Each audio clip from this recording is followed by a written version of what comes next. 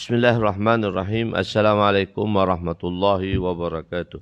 Subhanaka la ilma lana illa ma 'allamtana innaka antal alimul hakim. Wa la haula wa la quwwata illa billahil aliyyil azim. Rabbi yassir wa la tu'assir wa tammim bil khair. Ya Fattah wa bika nasta'in.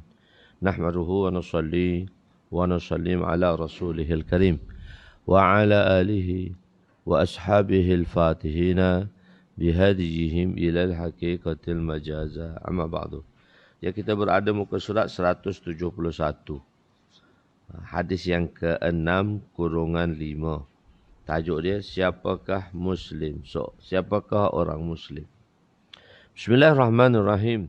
Wa an Abdullah bin Amr radhiyallahu anhuma qala qala Rasul sallallahu alaihi wasallam al-muslimu man salima al-muslimuna min lisanihi wa yadihi wal muhajiru man hajara ma nahallahu anhu. Hadza al-lafzu lil-Bukhari, hadza al-lafzu al-Bukhari wa li-Muslim. Qala inna rajulan sa'ala an-nabiy sallallahu alaihi wasallam ayyul muslimina khairun? Qala man salima al-muslimuna min lisanihi wa yadihi. Sayyidina Abdullah bin Amr radhiyallahu anhuma meriwayatkan bahawa Rasulullah sallallahu alaihi wasallam bersabda, orang Islam yang sempurna ialah orang yang apabila orang Islam lain terselamat daripada keburukan lidahnya dan tangannya. Sementara muhajir yang kamil, iaitu sempurna, ialah orang yang meninggalkan apa-apa yang dilarang oleh Allah Subhanahu wa taala. Ini adalah lafaz Imam Bukhari dan lafaz Imam Muslim. Rasulullah sallallahu alaihi wasallam bersabda, sesungguhnya seorang lelaki telah bertanya kepada Rasul sallallahu alaihi wasallam, siapakah orang Islam yang terbaik? Baginda sallallahu alaihi wasallam bersabda, orang Islam yang terbaik ialah orang Islam lain terselamat daripada keburukan lidah dan tangannya. Rawinya ialah Abdullah bin Amr radhiyallahu anhu bin As bin Wa'il bin Hisham bin Suwaid. Abu Muhammad itu kunyah dia dan daripada Quraisy.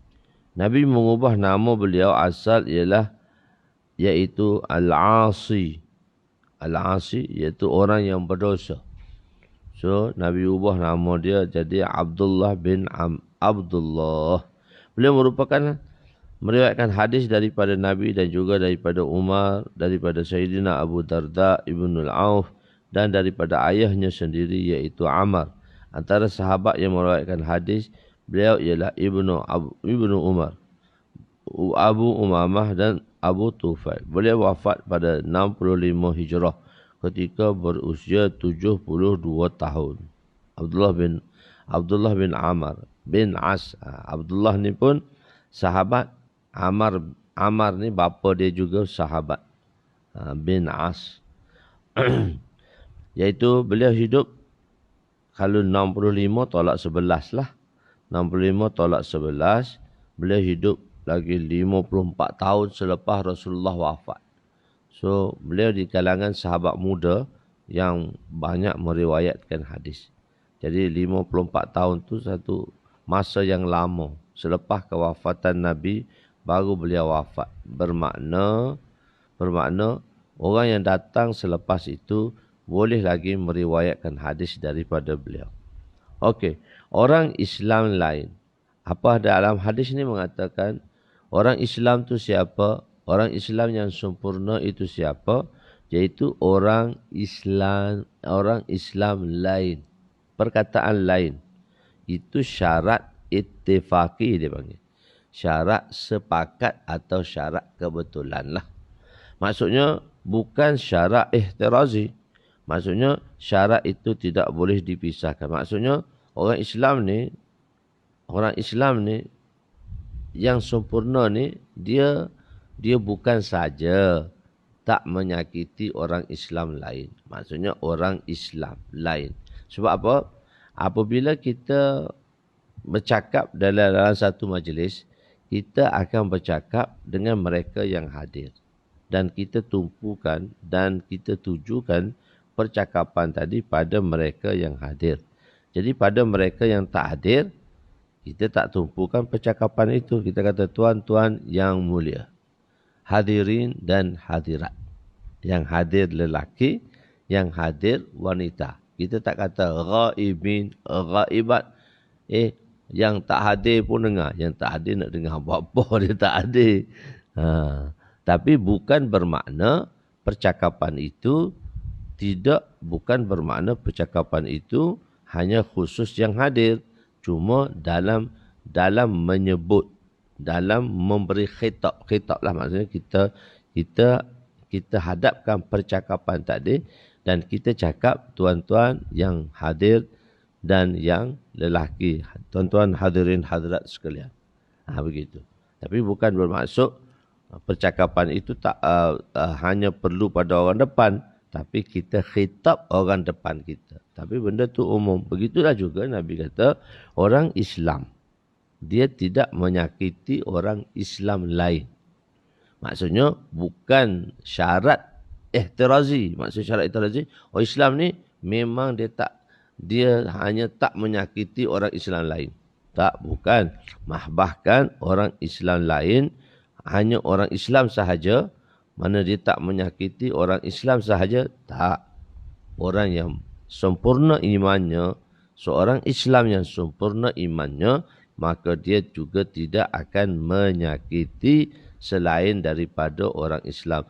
Dan dia juga tidak menyakiti non-Muslim. Dia tidak menyakiti orang-orang Muslim dan dia tidak menyakiti non-Muslim. Cuma dari sudut percakapan tu kita kata tak aja. Jadi itu kita panggil dia syarat.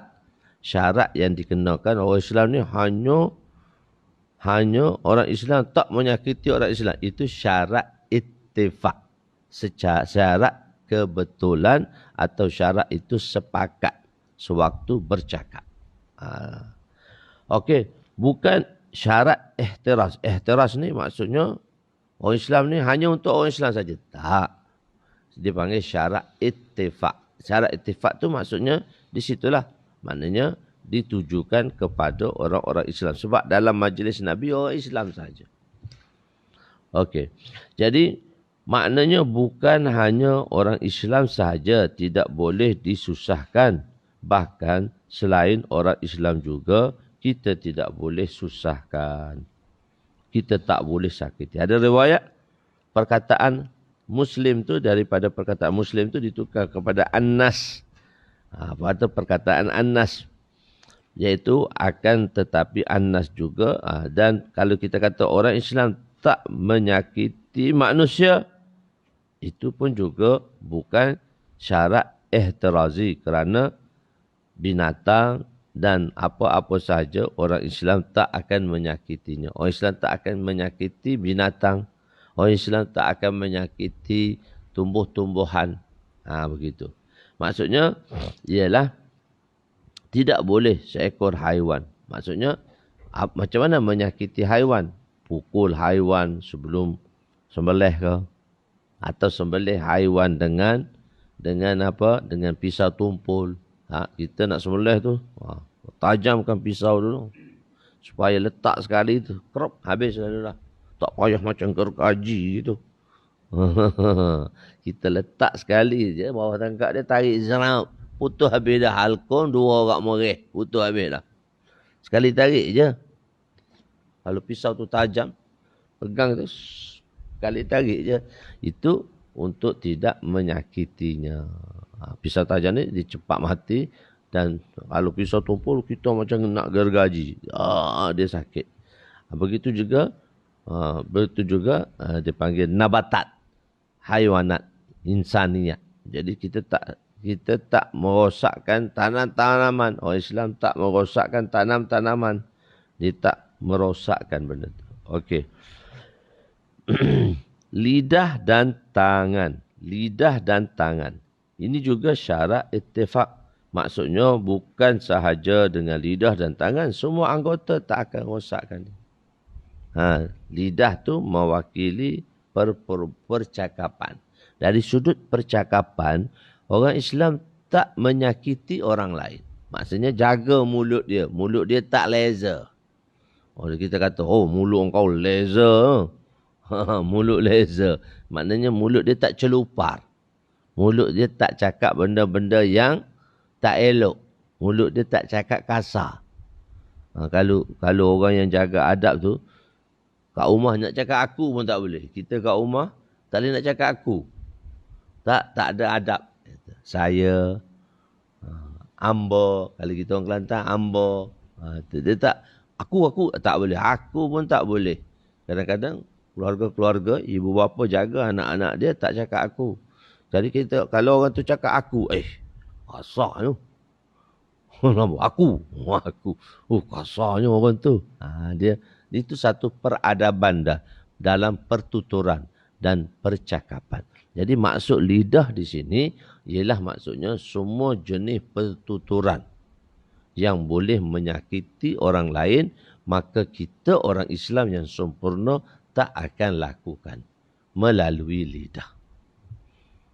Dan juga tangan. Tangan tu melalui anggota lah. Tangan, kaki melalui anggota-anggota. Maknanya dengan anggota kita orang Islam, dengan anggota kita tidak menyakiti orang lain. Tak sepak terajang, tak tumbuk orang, apa semua sebagainya. Lidah disebut dahulu daripada tangan. So dulu saya buat kitab ni, dan dulu-dululah kitab ni tahun 2000. Masa tu tak lagi timbul apa? Ni makhluk ni. Tak ada lagi gadget. Telefon pintar, gadget. Tak ada lagi. Jadi, Nabi sebut di zaman Nabi, iaitu Nabi sebut lidah dulu. Sebab kesan lidah lebih kuat daripada kesan tangan. Kesan lidah tadi lebih kuat daripada kesan tangan.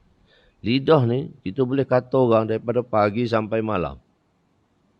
Kalau kita nak hijau orang, kita nak marah orang, kita nak umpat orang, dia tak letih. Dia dah mula mengumpat tu kat Masya Allah sedapnya. Sampai tak sedap beberapa jam mengumpat. Tapi tangan ni, kalau tangan, kita tumbuk orang sakit, kita pun sakit juga. Tangan kita ni, kita lengah tau. Kita tumbuk orang, satu orang tu, dia tumbuk orang dengan tangan dia. Tangan dia sakit juga. Jadi tak lama. Jadi sebab itu disebut lidah. Kesan lidah tadi lebih daripada kesan tangan. Lidah ni hak jauh pun boleh. Tangan yang dekat saja. Sehingga mereka tidak hadir di dalam majlis. Kesusahan yang disebabkan oleh lidah besar menyebabkan dan tidak menyebabkan keletihan. Seumpama dalam mengumpat berbeza dengan tangan cepat letih seperti dalam memukul. Bahkan sebab itu syair Arab dahulu mengatakan jarahatus sinani lahal tiyamu wala yaltamu ma jarahal lisanu. Luka yang disebabkan oleh luka sinan. Sinan ni ialah mata panah. Luka yang disebabkan oleh mata panah, luka tu boleh bertaut kembali. Walau dalam macam mana pun boleh bertaut kembali setelah diubati. Tapi luka yang disebabkan oleh lidah tidak akan bertaut lagi. Luka tu makin parah. Lidah maksudnya gerakan mulut. Jadi di sini Nabi SAW menceritakan lisan, bukan kalam. Kalam tu percakapan. Lisan ialah gerakan mulut. Gerakan mulut tu, lisan tu adalah gerakan mulut. Lisan ni pun maknanya memek mulut pun tak boleh. Itu pun tak boleh. Itu pun dikira mengumpat. Satu ketika Nabi SAW bersama dengan isteri-isterinya. Sewaktu Nabi SAW dalam keadaan gering sakit. Semua datang isteri-isteri Nabi. Maka salah satu daripada isteri Nabi yang agak simpatinya lebih melihat keadaan baginda, iaitu Sayyidatuna Sauda radhiyallahu anha. Dia tengok Nabi dalam macam itu, dia kata, ya Rasulullah, sakit yang Tuhan hadapi ni, kalau boleh sakit tu bagilah kat saya, biar saya yang tanggung bersama Tuhan.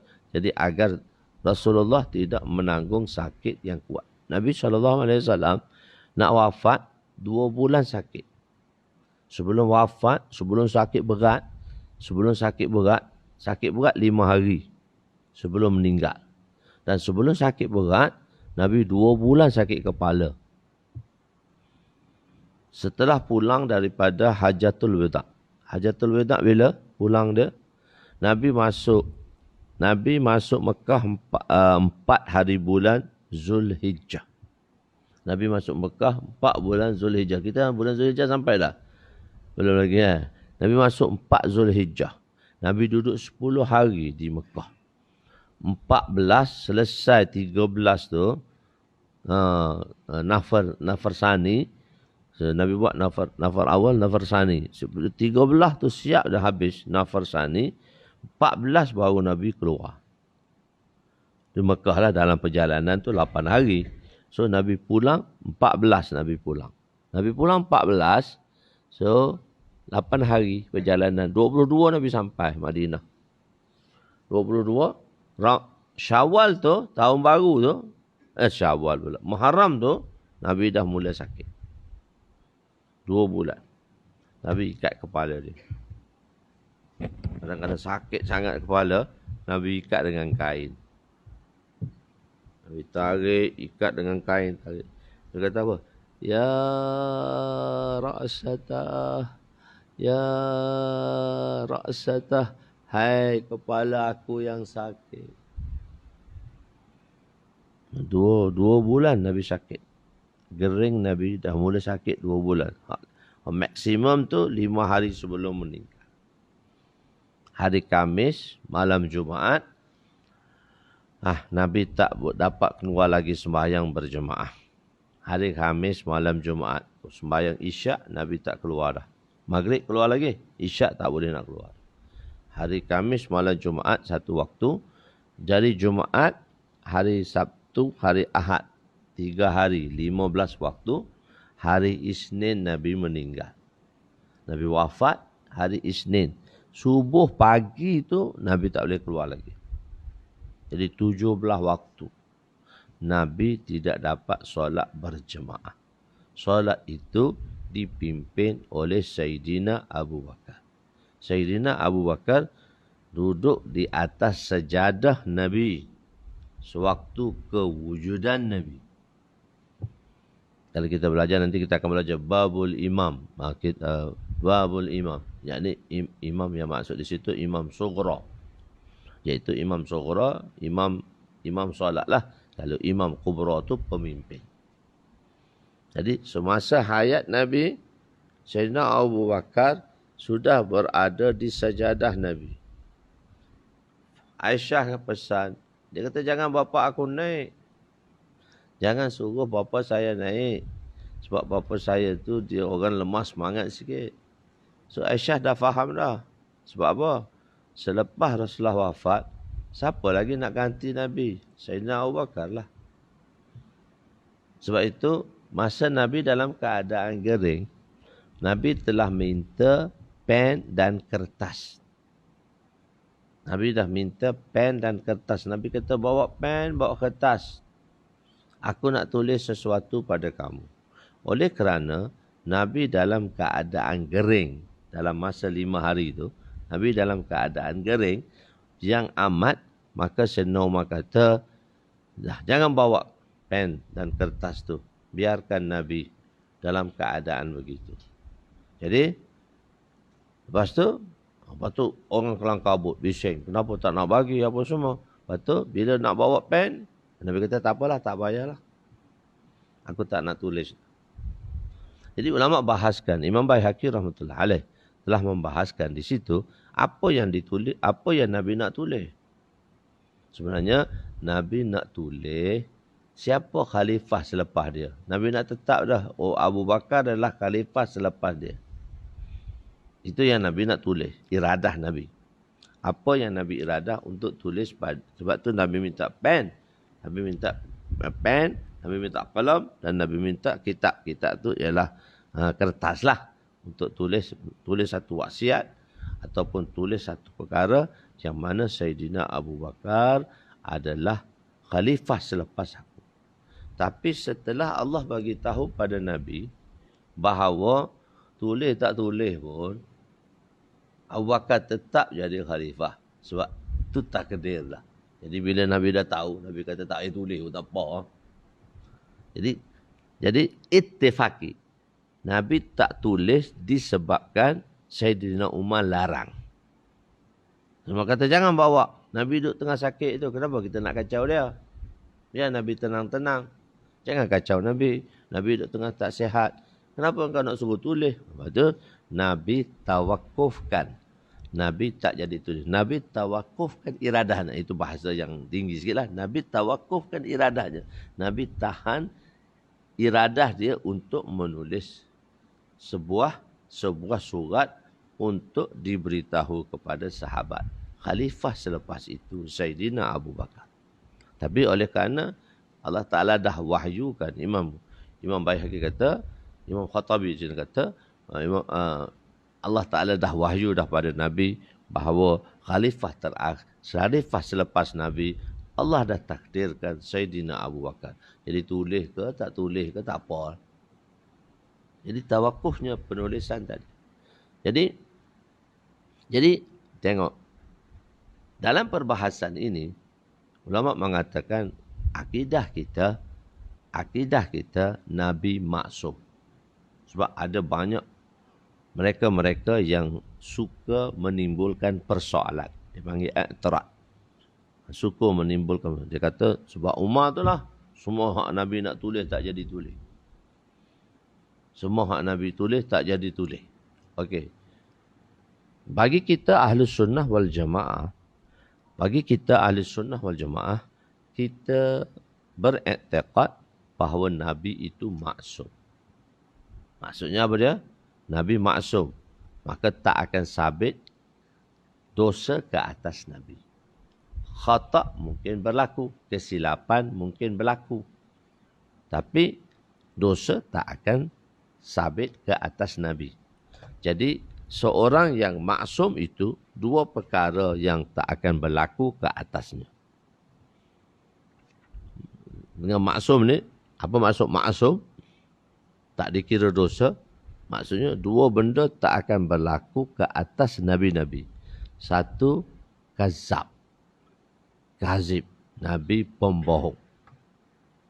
Pembohongan tak akan sabit ke atas Nabi. Kerana Nabi itu seorang yang maksum. Dan tidak akan berlaku kesilapan atau perubahan.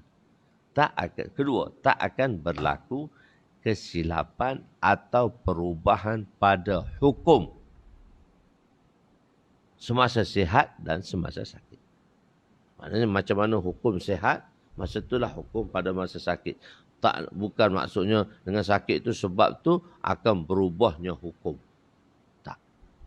Akan berubahnya hukum sebab tu masa sakit lain, masa sihat lain. Tak akan berlakunya perubahan. Okey. Kenapa? Kalaulah sekiranya Nabi nak sampaikan, Nabi nak tulis juga. Okeylah dengan sebab Sayyidina Umar. Sebab orang buat Syiah, golongan-golongan yang membuat i'tirad ni, persoalan-soalan ni banyak menyalahkan Sayyidina Umar.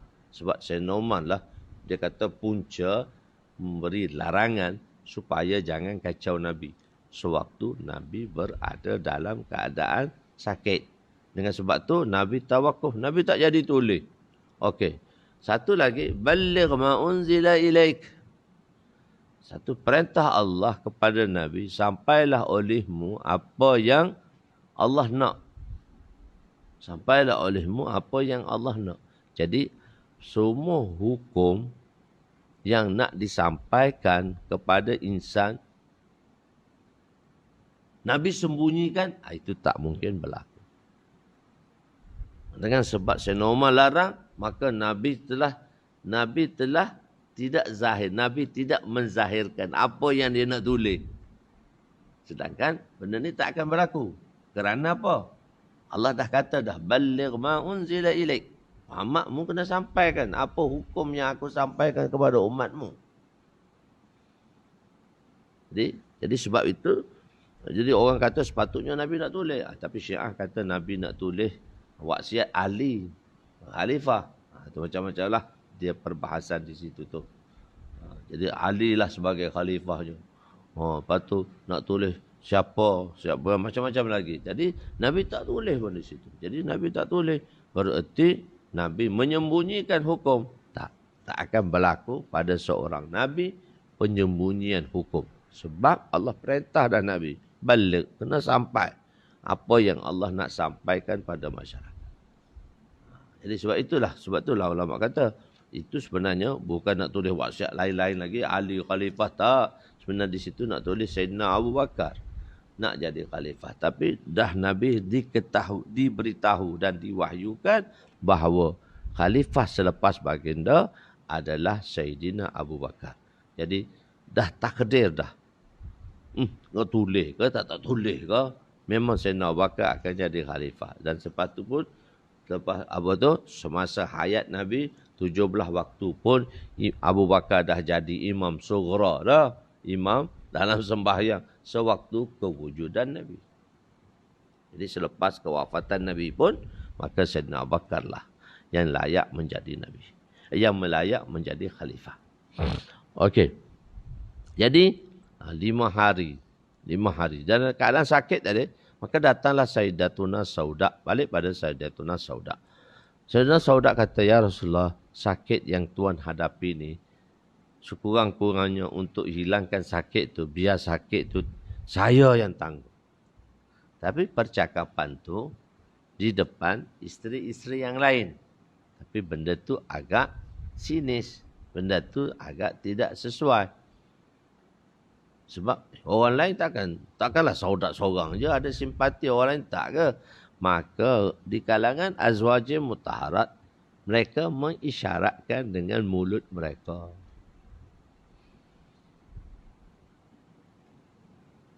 Sauda dia seorang je kot. Rasa dia yang dia seorang saja simpati. Kita orang taklah. Jadi di antara isteri-isteri Nabi, dia telah mengeluarkan,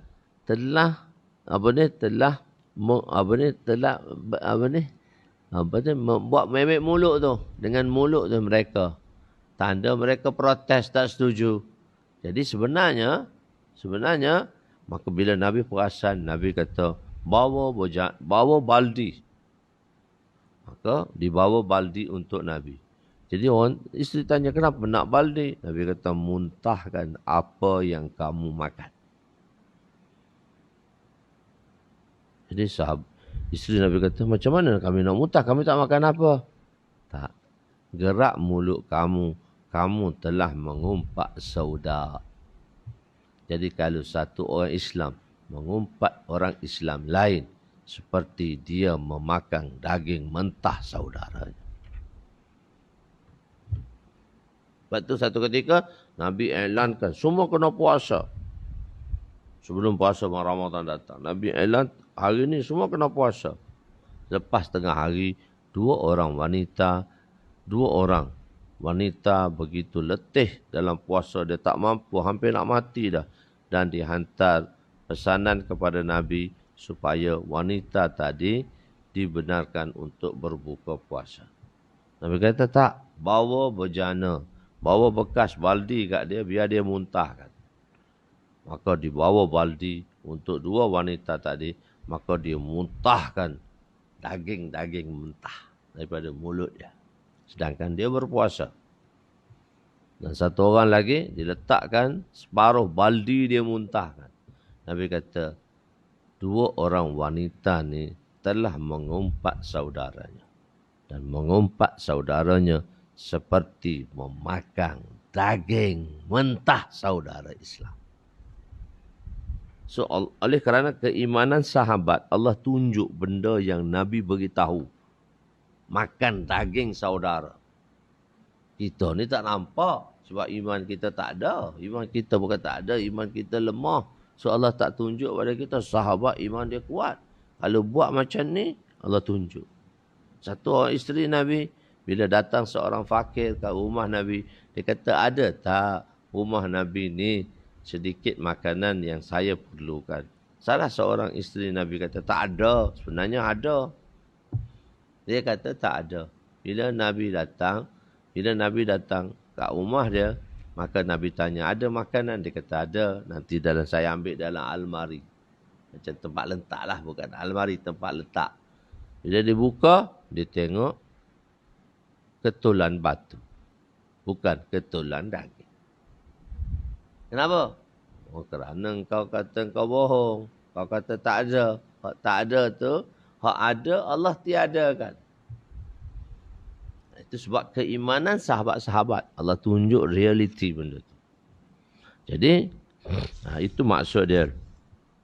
Jadi dengan lidah. Maksudnya tak boleh mengumpat dengan lidah. Tak boleh mengumpat dengan lidah. Dengan lidah kita tak boleh mengumpat. Tapi itu pada zaman dahululah dengan lidah. Tapi masa tu zaman gadget tak ada lagi. Sebenarnya Nabi sebut tangan.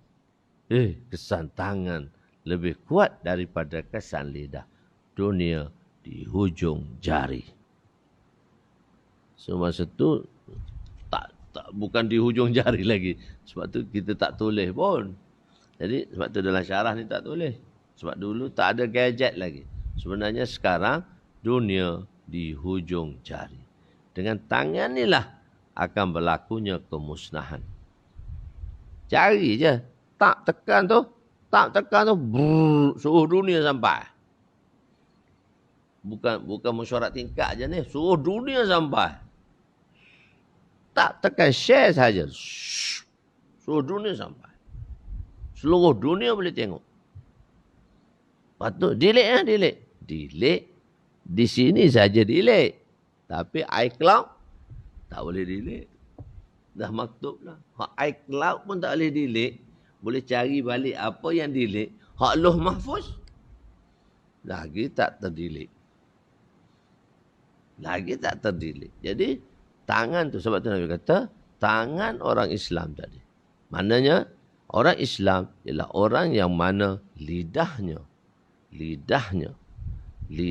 itu ialah lidahnya itu lebih. Lidahnya tidak menyampaikan keburukan lidah dan tangan. Jadi sebab itulah dua anggota. Satu orang itu dianggap berakhlak. Satu rombongan Abdul Qais datang kat Nabi. Dia tanya dia, ya Rasulullah, macam mana seorang itu dianggap berakhlak? Seorang itu berakhlak. Seorang yang berakhlak, dia dapat menjaga dua anggota kecilnya. Apa dia? Satu lidahnya dan satu hatinya. Dua anggota kecil inilah yang akan menunjukkan seorang itu berakhlak atau tidak. Kalau mulut tu cakap sembrono je, cakap tak benda baik saja, so dia ditandakan orang tak berakhlak. Okey. Di sini jadi tak boleh mengumpat. Lepas tu semua benda kan tak boleh. Jadi Imam Nawawi telah mensyarahkan hadis ini. Ada beberapa tempat yang boleh kita nyatakan dan beritahu kesalahan orang tadi. Maknanya kita bukan boleh mengumpat lah, kita boleh beritahu perihal dia. Dan itu tidak dikira mengumpat. Imam Nawawi telah menyatakan dibolehkan untuk menceritakan perihal keburukan seorang atas tujuan yang dibenarkan syarak. Tujuan syarak, dan tujuan ni syarak benarkan. Dia ada tempat yang istisna, iaitu tempat yang dikecualikan. Di sini Imam Nawawi mengatakan 6 tempat pengecualian dan itu tidak dikira melakukan mengumpat ke atas seorang. Beliau telah menyebutnya 6 sebab. Pertama, kezaliman. Orang yang dizalimi. Maknanya satu orang yang dia dizalimi, iaitu mazlum. Zalim ni, penzalim ni, dia telah menzalimi seorang. A, dia telah menzalimi B. Ini saya contohnya. A telah menzalimi B.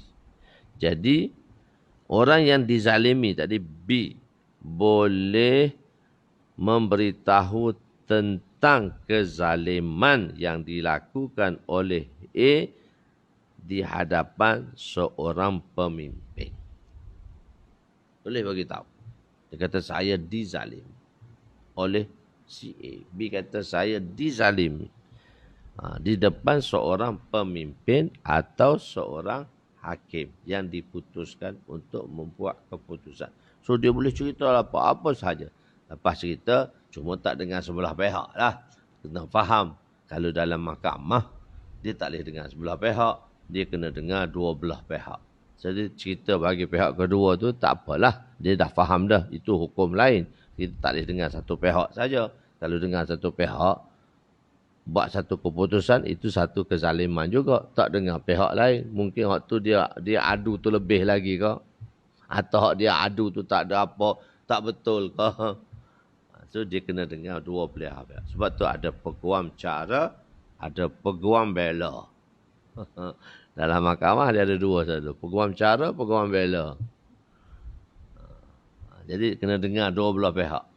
Dua belah pihak tu mesti dah. Jadi maksudnya si A tu boleh buat pengaduan lah. Dia kata B buat begini kat saya, B begini saya, B pukul saya begini. Sebenarnya dia telah memberitahu perihal. Atau dia mengumpat lah di situ. Macam mengumpat lah sebab mengumpat ni kita memberitahu perihal seorang yang tak ada dalam majlis. Fitnah. Itu fitnah. Kalau mengumpat, kita memberitahu perihal yang betul kepada, makna kita beritahu hak yang ada pada orang tadi. Itu mengumpat. Kalau kita beritahu hak tak ada pada orang tu, itu nama dia fitnah. Memberitahu satu benda yang tak ada pada orang tu, itu fitnah. Kalau kita beritahu apa yang ada pada orang tu, itu mengumpat nama dia. So, ni B macam mengumpat lah. Beritahu apa yang ada pada A, pada B. B telah beritahu apa yang ada pada A. Ini dibenarkan. Atas dasar untuk menutup kezaliman. Okey, kedua, tujuan menghapuskan pekerjaan dosa dan pekerjaan yang bersalahan dengan syarak. Misalnya, tempat tu nak berlakunya pekerjaan dosa atau nak buat satu majlis yang bersalahan syarak dengan memaklumkan kepada pihak yang berautoriti, berkuasa lah, ada autoriti lah, dan mampu mencegah perkara itu dengan menyatakan bahawa si fulan telah melakukan perbuatan tersebut yang bersalahan dengan syariat. Boleh, dia tak dikira mengumpat. Ketiga, untuk ambil fatwa, nak ambil hukum. Akan tetapi terbaiknya tidak menyebut nama orang seseorang atau menyebut nama samarannya. Ini berlaku kepada isteri Sayyidina Abu Sufyan, Sayyidatuna Hindun. Sayyidatuna Hind radhiyallahu anha telah menyebut nama suaminya Abu Sufyan di hadapan Nabi apabila beliau bertanya mengenai hukum menggunakan hak suami yang bakhil. Jadi Abu Sufyan ni dia agak tangkai jering sikit. Kat isteri dia tak bagi belakang. Jadi isteri dia Hindun ni rasa tak senang hati. Maka dia beliau pergi beritahu Nabi dan tahu orang tu siapa, suami saya, dia kata. Dia tak bagi hak saya. Nabi kata, dan dia nak satu keputusan daripada Nabi. Boleh tak dia ambil hak dia ni? Hak seorang isteri terhadap suami, nafkah lah. So sepatutnya nafkah. Apa nafkah suami kepada isteri yang wajib diberikan? Hak wajib pun tak bagi. So, saya boleh ambil ke? Nabi kata, boleh ambil sekadar hak kamu sebagai seorang isteri. Apa hak sebagai seorang isteri? Kalau dia tak bagi dalam lingkungan hak tadi, boleh ambil sebanyak mana hak kamu tanpa dia sedari. Kalau bagi tahu, tak bagi. Kalau dia bagi tahu, tak bagilah juganya. Tak apa, Nabi kata boleh ambil sebanyak mana, tapi jangan lebih daripada apa keperluan kamu. Hak yang sepatutnya kamu. Okey, berapa? Kalau anak berapa orang anak, dan berapa orang anak, berapa belanja boleh ambil.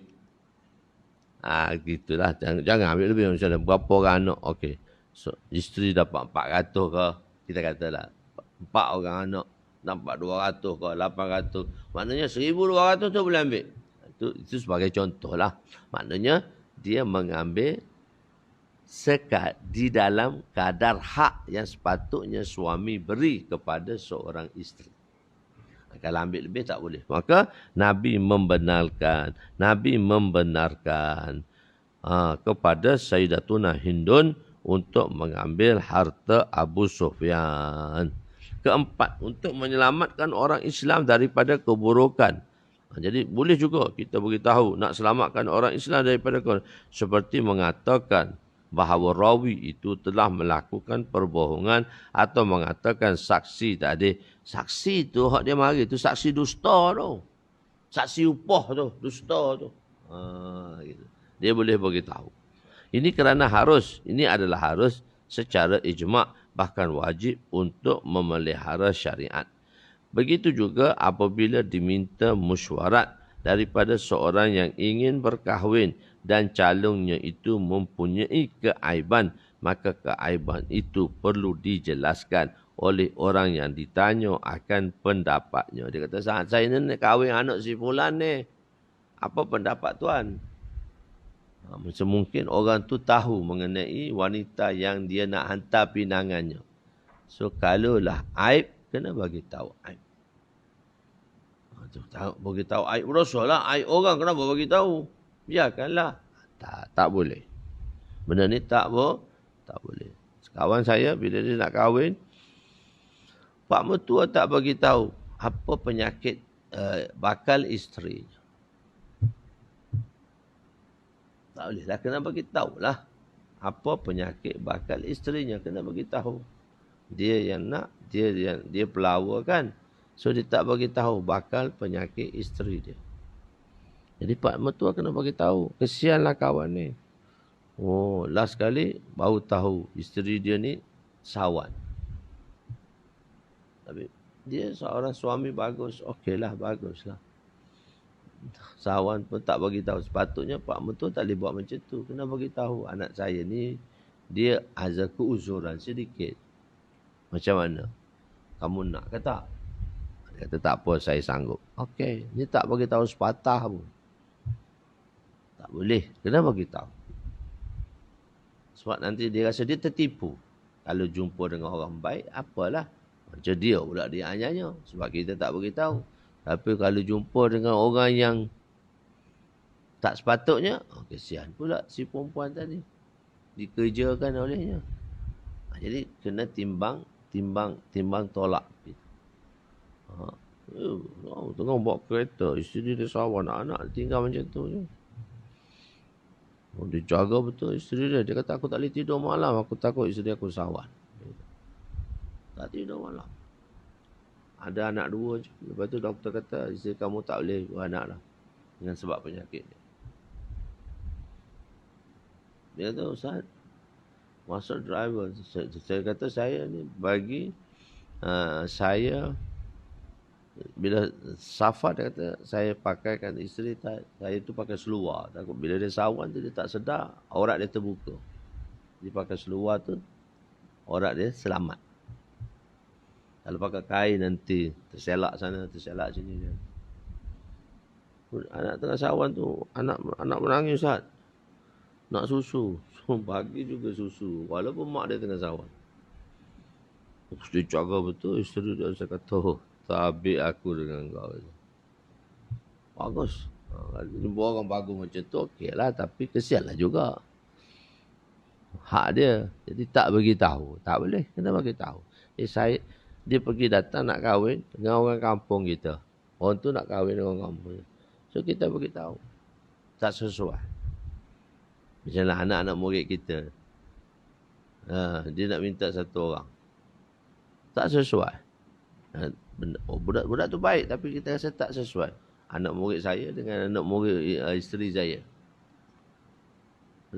Dia nak minta orang tu. Kita kata tak.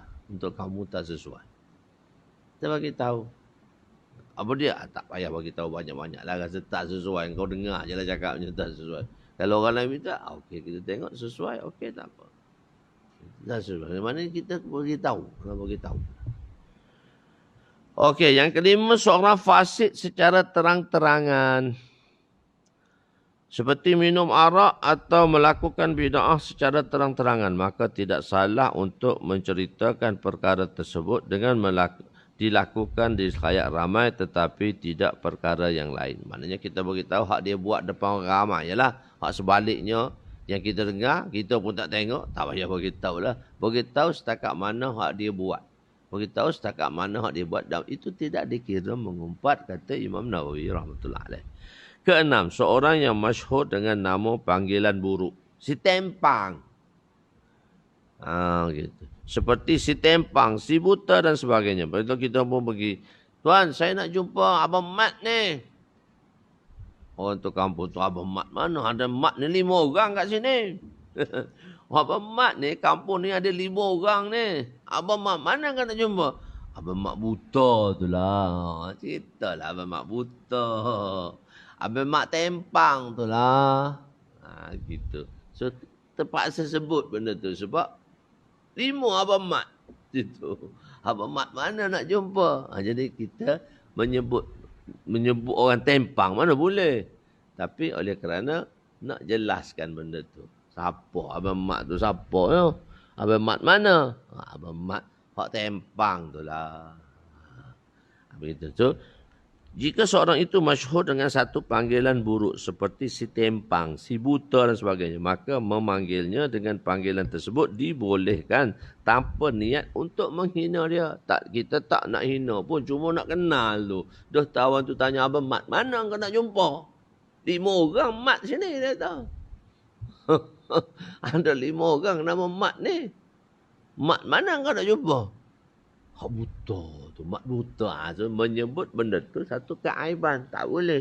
Tapi bukan dengan tujuan menghina. Tapi tujuan nak pastikan benda tu. Tetapi sebaik-baiknya dielakkanlah untuk menyebut nama tersebut. Yang diambil daripada syarah Imam Muslim. Syarah Muslim oleh Imam Nawawi di dalam hadis Babun Nahi. Babun Nahi. Seorang muhajir. Apa itu muhajir? Seorang muhajir ialah seorang yang berhijrah meninggalkan sesuatu yang dilarang oleh Allah. Ini dikatakan seorang muhajir yang sempurna. Mahajara manahallah. Sayyidina Abu Hurairah juga seorang muhajir yang meninggalkan watannya dan datang ke Madinah dan duduk bersama Ashabus Suffah. Beliau daripada kabilah Dausi berhijrah bersama ibunya. Setelah mendapat rumah, beliau tidak tinggal lagi di Ashabus Suffah. Kebiasaan sahabat apabila sampai di Madinah buat sementara, mereka akan tinggal di Ashabus Suffah sebelum mendapat rumah. Ini bermakna mereka tidak menjadikan masjid sebagai tempat tinggal. Tak boleh tinggal dalam masjid. Betul dalam Seri Petaling tu kalau orang datang lama kita tengok. Berapa hari dah datang ni? Tak boleh lah. Bekerja tempat lain, mari tidur kat masjid. Tak boleh lah. Carilah bilik. 1 hari 2, okeylah sebagai tetamu 2-3 hari. Okey, kita bagilah selepas 3 hari. Tak boleh kau kerja kat luar tidur masjid. Mana boleh? Mana boleh? Masjid ni tempat orang ramai. Tempat orang datang untuk Jumaat. Tapi kalau misalnya dia sampai satu tempat, dia tak ada apa, dia nak tumpang surau. Dia minta kebenaran. Okey, tak jadi masalah. Tapi sementara waktu ajalah. Sementara belum dapat rumah dan sebagainya. Saya nak, begitulah sahabat-sahabat apabila berhijrah, yang lelaki mereka duduk di masjid. Yang perempuan mereka tumpang rumah-rumah sahabiah. Duduk di rumah-rumah sahabiah. Tapi yang lelaki biasanya duduk di masjid, tempat ashabus suffah, tempat yang tinggi sikit di depan masjid. Di situlah mereka berkumpul pada peringkat awal. Jadi Sayyidina Abu Hurairah pun peringkat awal, di situlah juga duduknya sebelum dapat rumah. Lepas tu dapat rumah dah. Tapi mak dia tak Islam lagi. Lepas Nabi doa untuk mak dia masuk Islam, terus dia balik. Lepas tu dia dengar ada orang mandi. Maknanya mak dia mandi dah selepas mengucap syahadah. Nak ucap syahadah. Itulah sedikit sebanyak. Wallahu a'lam. Hadis sebelum ini dikenali sebagai hadis ma'murat, hadis-hadis yang mengenai perkara yang perlu dilaksanakan. Hadis ini termasuk dalam matruqat, iaitu hadis mengenai perkara yang perlu ditinggalkan. Wallahu a'lam. So kita berhenti situ jelah. Lepas tu panjang lagi tu nak sudahkan satu hadis. So kita bertemu lepas raya nanti insya-Allah. Aku qouli hadza astaghfirullahal azim allazi la ilaha illa huwal hayyul qayyum wa atubu ilaih. Bismillahirrahmanirrahim. Ya awwalal awwalin wa ya akhiral akhirin wa ya zal quwwatil matin wa ya rahimal masakin wa ya arhamar rahimin. Allahumma ighfir lana dhunubana wa wasi' lana khalaqana wa tajib lana kasabana وكنعنا بما رزقتنا ولا تزهب طلبنا إلى شيء صرفته عنا صلى الله على سيدنا محمد وعلى آله وصحبه أجمعين والحمد لله رب العالمين.